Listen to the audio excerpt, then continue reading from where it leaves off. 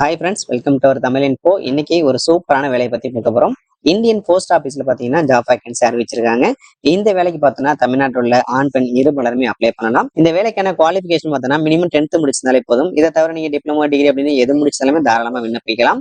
இதுக்கான starting salary பார்த்தோன்னா நமக்கு 19,000 கொடுக்குறாங்க. அப் டு பார்த்தோன்னா 63,000 வாங்க முடியும்.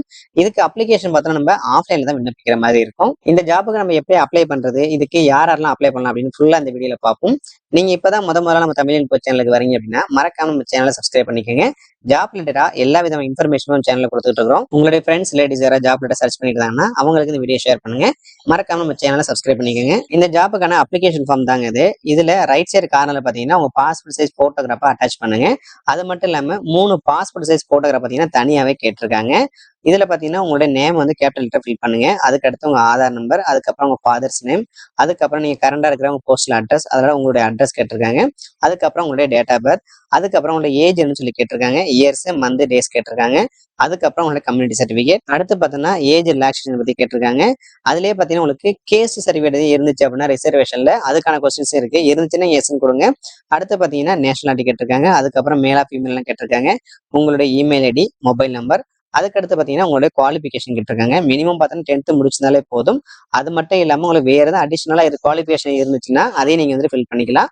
அதுல வந்து நீங்க எந்த பாஸ் அவுட் ஆனீங்க, எவ்வளவு மார்க்ஸ், எவ்வளவு பர்சன்டேஜ் ஆஃப் மார்க் எடுத்துருக்கீங்க, எந்த யூனிவர்சிட்டி முடிச்சுன்னு சொல்லி கேட்டிருக்காங்க. ஹிந்தி ஒரு பாடம் எடுத்து படிச்சிருக்கீங்களான்னு கேட்டிருக்காங்க. அதாவது எஸ்ஆர் நோன் தான் கேட்டிருக்காங்க. இருந்துச்சுன்னா அமௌண்ட் கொடுங்க, இல்லைன்னா நோன் கொடுத்துருங்க. இந்த லைசன்ஸ் வந்து நீங்க எங்க வாங்கினீங்க, அதாவது இஷ்யூங் அத்தாரிட்டி கேட்டிருக்காங்க. அதுக்கப்புறம் பாத்தீங்கன்னா light motor vehicle, heavy motor vehicle, இதோட வேலிட்டி உங்களுக்கு இருந்துச்சு அப்படின்னா நீங்க ஃபில் பண்ணுங்க ஹெவில, இல்லைன்னு நீங்க விட்டுருங்க. அதுக்கடுத்து பாத்தீங்கன்னா டிரைவிங் எக்ஸ்பீரியன்ஸ் வந்துட்டு எப்பயில இருந்து எப்பன்னு சொல்லி கேட்டிருக்காங்க. அதே மாதிரி உங்களுக்கு வந்து ஹெவி மோட்டார் வெஹிக்கிள்ல எவ்வளவு நாள்ல இருந்து எவ்வளவு நாள் எக்ஸ்பீரியன்ஸ் சொல்லி கேட்டிருக்காங்க. அடுத்து பாத்தீங்கன்னா லிஸ்ட் ஆஃப் டாக்குமெண்ட்ஸ், நீங்க என்னென்ன டாக்குமெண்ட்ஸ் வைக்கிறீங்கன்னு சொல்லிட்டு சீரியல் படி எழுதிட்டு என்னென்ன டாக்குமெண்ட்ஸ் வைக்கிறீங்க, அது உங்களுக்கு இஷ்யூ பண்ணது, அதாவது நீங்க செல்ஃப் அட்டஸ்டடா வைக்கிறீங்களா, அது இல்லாம பாத்தீங்கன்னா கெசட்டட் ஆஃபீஸர் மூலம் வாங்கி வச்சிருந்தீங்கன்னா அதையும் நீங்க வந்து மென்ஷன் பண்ற மாதிரி இருக்கும். இதுக்கான ஃபீஸ் பார்த்தா நம்ம வந்துட்டு ஆஃப்லைன்ல தான் பே பண்ற மாதிரி இருக்கும். அதுக்கான ஆர்டர் நம்பர் கேட்டிருக்காங்க. அது எப்போ இஷ்யூ பண்ணாங்க, யார் இஷ்யூ பண்ணாங்கன்னு சொல்லிட்டு எவ்வளவு அமௌண்ட் சொல்லி கேட்டிருக்காங்க.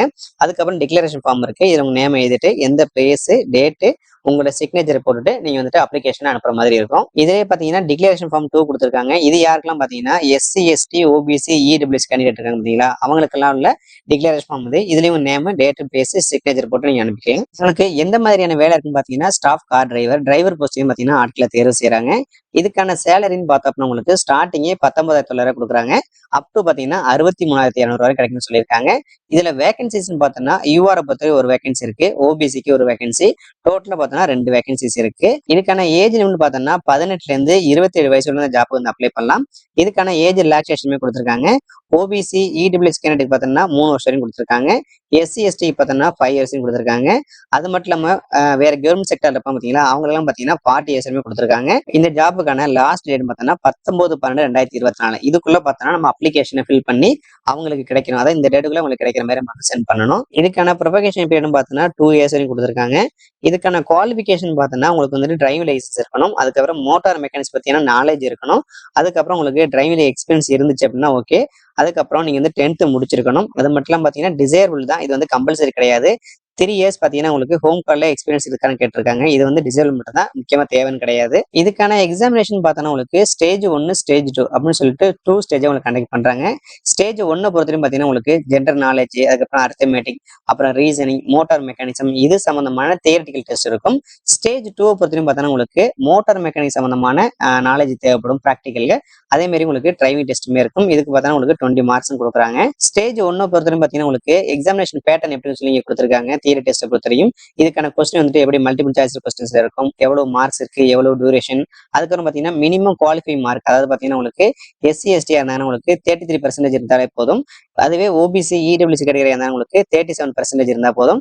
அதர் கேண்டிடேட் பார்த்தீங்கன்னா 40% மார்க் இருந்துச்சுன்னா மினிமம் குவாலிஃபிகேஷன். அதே மாதிரி ஸ்டேஜ் 2 பொறுத்தவரைக்கும் பார்த்தா உங்களுக்கு ப்ராக்டிகல் டெஸ்ட் இருக்கும். இதுல டோட்டலா பார்த்தோன்னா உங்களுக்கு வந்துட்டு 20 மார்க் இருக்கு. 10 மார்க்ஸ் பார்த்தோன்னா உங்களுக்கு மோட்டார் மெக்கானிக்ஸ் பத்தி இருக்கும். அதே மாதிரி 10 மார்க்ஸ் பார்த்தோன்னா உங்களுக்கு டிரைவிங் டெஸ்ட் சம்பந்தமா இருக்கும். இதுக்கும் பார்த்தோன்னா அதே மாதிரி மினிமம் குவாலிஃபைங் மார்க் பார்த்தீங்கன்னா நம்ம முன்னாடி சொன்ன மாதிரி தான். இதுக்கான சிலபஸ் எல்லாம் பாத்தீங்கன்னா இங்க கொடுத்துருக்காங்க. இதெல்லாம் நீங்க வந்து ஒரு கோ த்ரூ பண்ணிக்கோங்க. இங்க கொடுத்துருக்காங்க பாருங்க. ஸ்டேஜ் 2ல நமக்கு எந்த மாதிரியான டெஸ்ட்னு சொல்லி கொடுத்துருக்காங்க பாருங்க. 20 மினிட்ஸ் இருக்கும், 10 மார்க்ஸ். இது பாத்தீங்கன்னா உங்களுடைய மெக்கானிக்ஸ் சம்பந்தமா, அதாவது மோட்டார் மெக்கானிக்ஸ் உங்களுக்கு எந்த அளவுக்கு தெரிஞ்சிருக்குன்னு அப்படின்னு சொல்லிட்டு அது சம்பந்தமா இருக்கும். அதே மாதிரி 10 மார்க் பார்த்தோன்னா இதுக்கு 20 மினிட்ஸ் தான். இது பார்த்தோன்னா உங்களுடைய டிரைவிங் டெஸ்ட் சம்பந்தமா இருக்கும். இதுக்கான அப்ளிகேஷன் ஃபீஸ் பாத்தீங்கன்னா 100 ரூபாய் வாங்குறாங்க. எக்ஸாமினேஷன் ஃபீஸ் பொறுத்து பார்த்தீங்கன்னா உங்களுக்கு 400 ரூபாய் வாங்குறாங்க. இதுவே எஸ்சி, எஸ்டி ஃபீமேல் கேண்டிடேட்டா இருந்தாங்கன்னா அவங்களுக்கு வந்துட்டு அப்ளிகேஷன் ஃபீஸ் மட்டும் தான் 100 ரூபாய் மட்டும் தான் வாங்குறாங்க. அவங்களுக்கு எந்த விதமான எக்ஸாமினேஷன் ஃபீஸுமே கிடையாது. அதே மாதிரி இந்த அப்ளிகேஷன் நம்ம பார்த்தோம்னா ஸ்பீடு போஸ்ட் அப்படின்னா ரிஜிஸ்டர் போஸ்ட் மூலம் தான் நம்ம அனுப்பணும். ஆன்லைன்ல கிடையாது, ஆஃப்லைன்ல தான் ஜாப் வந்து விண்ணப்பிக்கிற மாதிரி இருக்கும். என்னென்ன விதமான டாக்குமெண்ட்ஸ் அட்டாச்மெண்ட்ஸ் நீங்க கொடுத்துருக்காங்க பாருங்க. அதாவது செல்ஃப் அட்டஸ்டேட் இருக்கணும். அதாவது நீங்க என்னென்ன டாக்குமெண்ட்ஸ் வைக்கிறீங்களோ அதுல எல்லாத்துலயுமே உங்களுடைய சிக்னேச்சர் இருக்கணும். இதுல பாத்தீங்கன்னா உங்க டேட் ஆஃப் பர்த் சர்டிஃபிகேட், அதுக்கப்புறம் உங்களுடைய எஜுகேஷன் குவாலிஃபிகேஷன் அந்த மாதிரி என்னென்ன சர்டிஃபிகேட் இருக்கோ அதெல்லாம் வைக்கணும். அதுக்கப்புறம் டிரைவிங் உங்களுக்கு எக்ஸ்பீரியன்ஸ் இருந்துச்சுன்னா அதுக்கான சர்டிஃபிகேட், அதுக்கப்புறம் உங்களுடைய டிரைவிங் லைசன்ஸ், அதுக்கப்புறம் கேஸ்ட் சர்டிஃபிகேட் இதெல்லாம் பாத்தீங்கன்னா உங்களுக்கு கம்பல்சரியா வைக்கணும். இதனுடைய ஜெராக்ஸ் மட்டும். இந்த ஜாபுக்கு நம்ம எப்படி அப்ளை பண்ணி கொடுத்துருக்காங்க பாருங்க.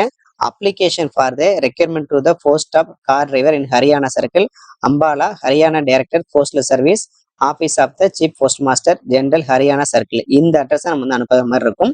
இந்த ஜாப் போஸ்டிங் பாத்தீங்கன்னா ஹரியானால தான் பாத்தீங்கன்னா இப்போ வந்துட்டு அனௌன்ஸ் பண்ணியிருக்காங்க. இதுல நம்ம ஃபர்ஸ்ட் ஜாயின் பண்ணிட்டோம் அப்படின்னா அதுக்கப்புறம் நம்மளுடைய லொகேஷன் தமிழ்நாட்டுக்கு நம்ம ட்ரான்ஸ்ஃபர் பண்ணிக்கலாம்.